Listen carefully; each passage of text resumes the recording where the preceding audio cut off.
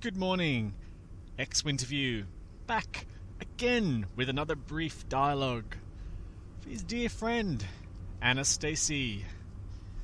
Made a few changes to the microphone this morning, so hopefully the audio quality will be a little bit better for your listening pleasure. Right, what am I talking about today? Today I thought I would give a brief, like a metaphor for the spiritual search. Because I know the spiritual search drives people crazy. It sure does. So I thought I would give a way of understanding it. To understand the craziness. Not that you can do anything about it, but I thought, why not? Imagine that you work for a hotel. You're a porter in a fancy hotel. And one of your duties as a porter is to tell guests who might be waiting in the hotel lobby that there's a phone call, or pass messages to these guests. And one day, the concierge approaches you and hands you a note and says, "There's a phone call for Mr. Ness, N-E-S-S." Dutifully, you head off into the lobby, calling out for Mr. Ness. You walk through the lobby once and discover there's no Mr. Ness. So, undeterred, you walk back, calling out for Mr. Ness, and again you discover no Mr. Ness.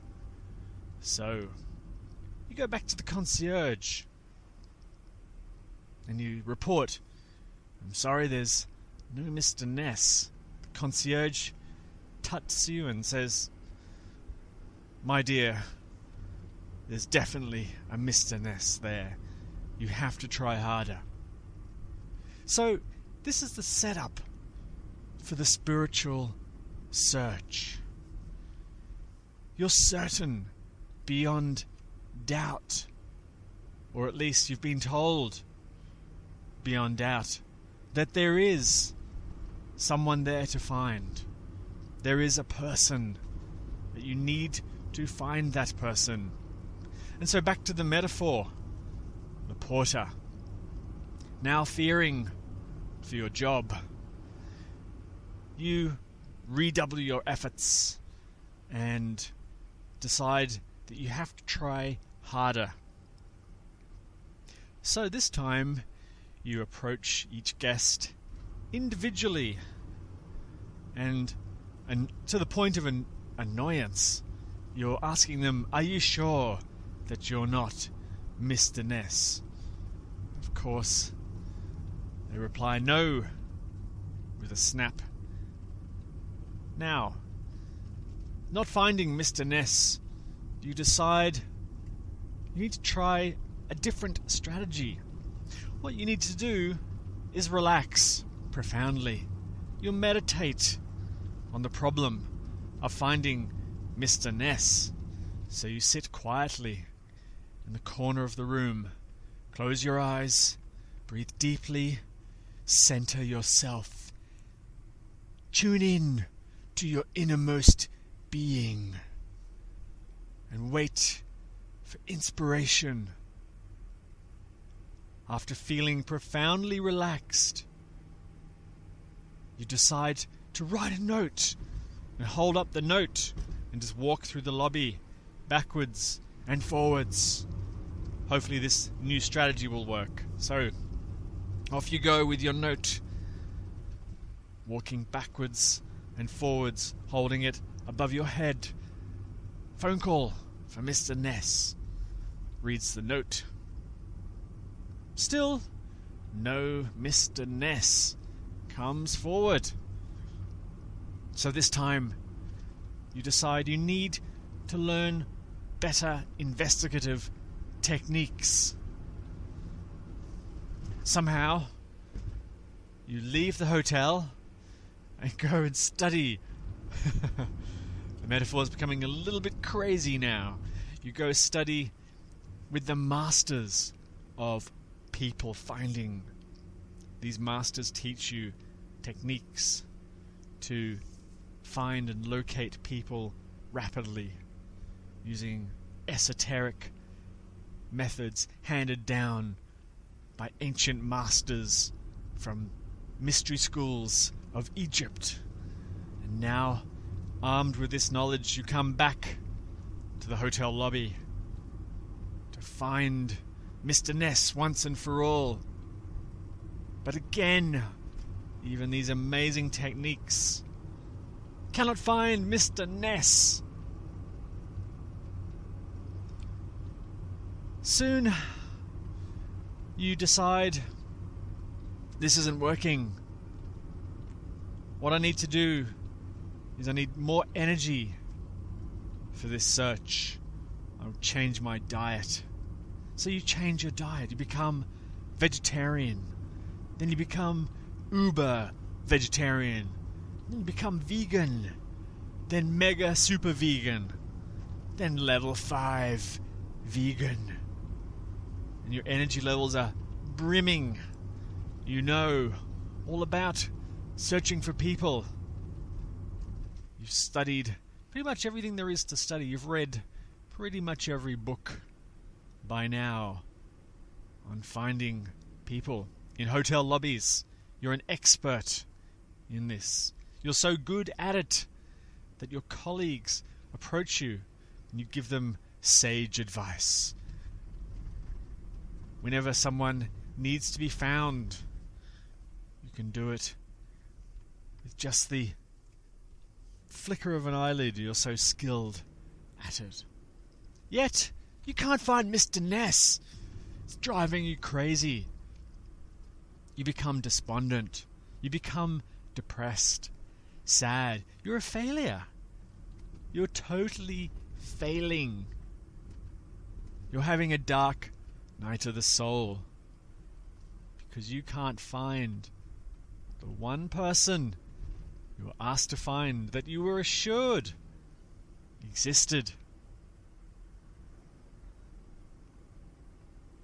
And so, in this dark night of the soul, sobbing perhaps, fearing that you're going to lose your job, can't do one simple thing, you suddenly have a realization. There is no Mr. Ness.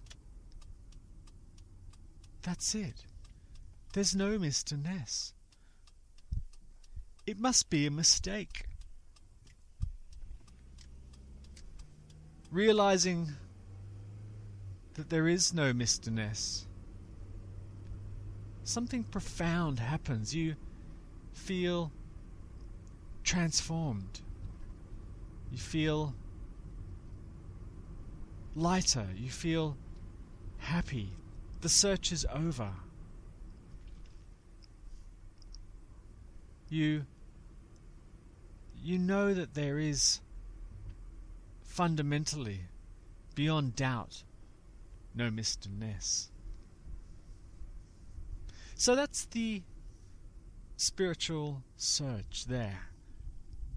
In a nutshell, the basic premise or principle of the spiritual search, of any seeking, in fact, is the fundamental presumption that there is indeed a person there, that there must be a person.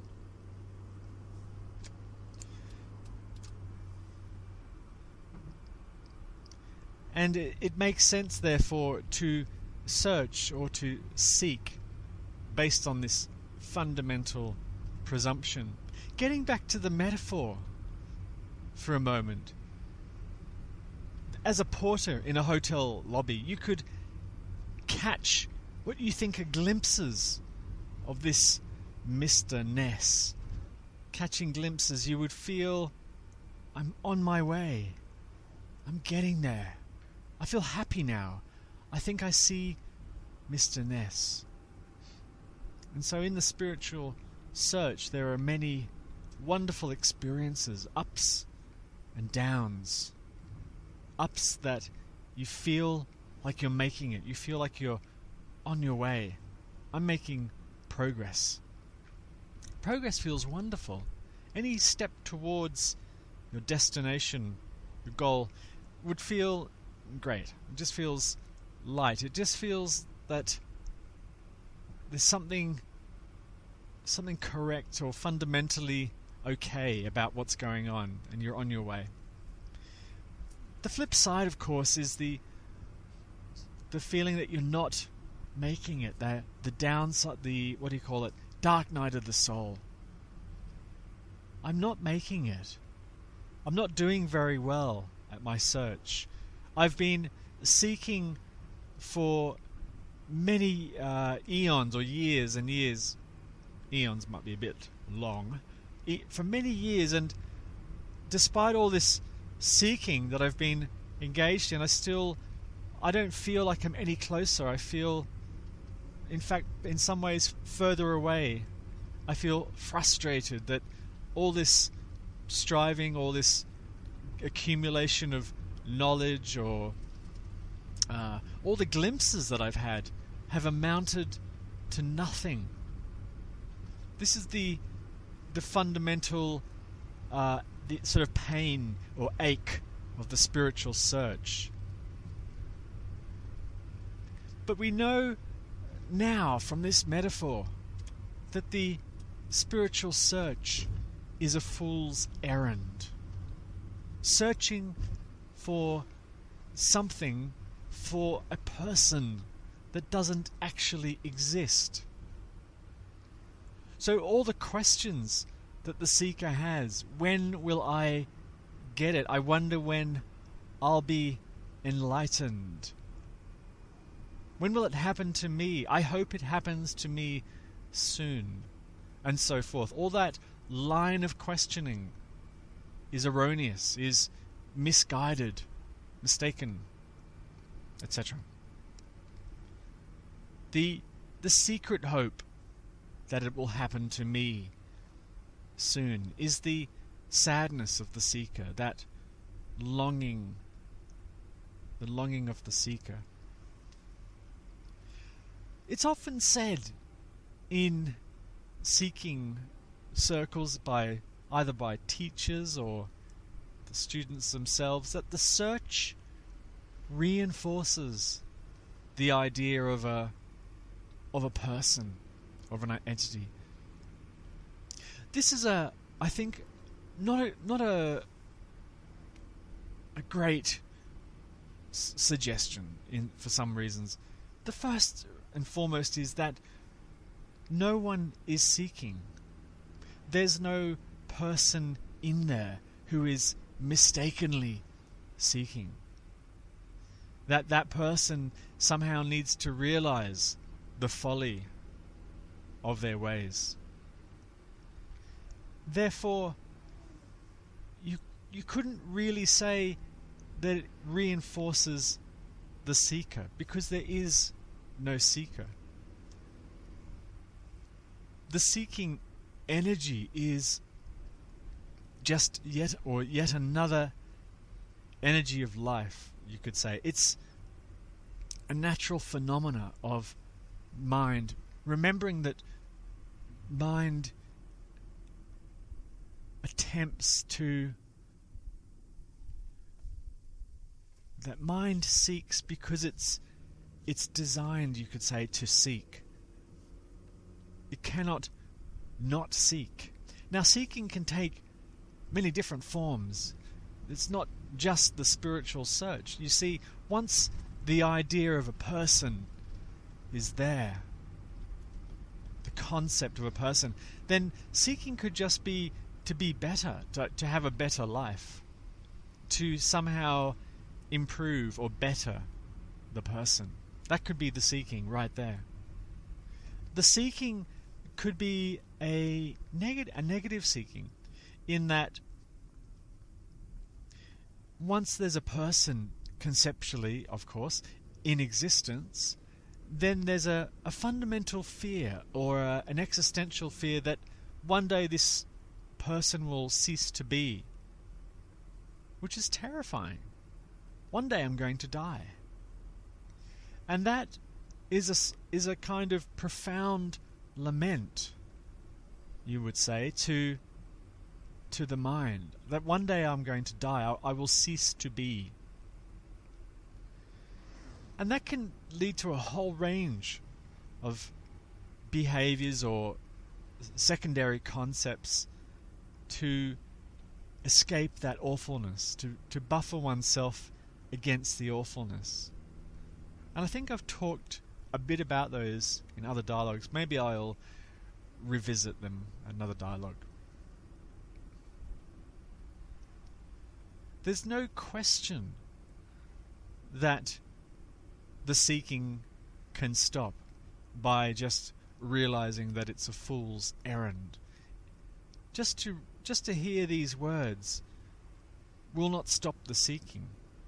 The seeking will go on as long as the idea that there is an individual or a sense of separation there. The seeking will absolutely continue in some form, as long as that fundamental, I want to say idea, but it's more than an idea, sense of separation exists. Because it's in many ways it's just a dynamic playing out. The dynamic will play out. But now, after this brief dialogue, I'm hoping that the listener, dear listener, will see why the search is in many ways foolish, you could say, or foolish is maybe a harsh way to put it. Let's be a bit kinder to the seeker. Misguided. A misguided endeavor. That seems like a kinder way to put it. So the mind thinking that there is indeed an individual or a person, based on that fundamental sense that there's a separation from reality, from life, that the mind exists independently from life around it, will naturally fill in the blanks. There's a person. And I've talked about this in a previous dialogue, because the mind needs to ascribe a causal agent to the object. The object has to exist because something caused it to exist. So the sense of separation, therefore, must be because of an agent or a person somewhere in the background. And thus the search is born, the seeking is born right there. There's no use in understanding that it's just a fool's errand, in that it won't stop the seeking. The seeking stops, and you're going to love this, when it stops. The seeking stops when it stops. Or you could say the seeking stops when it's realized that the sense of separation was misconstrued or misguided even. I don't have time this morning to enter into an exploration of the sense of separation, but perhaps I can hold that one over for another brief dialogue. That's all I can think to say on the fool's errand of the search for improvement or enlightenment, the spiritual search. Anyway, I hope that was in some ways interesting or informative. Thanks again for listening. X Winterview signing off.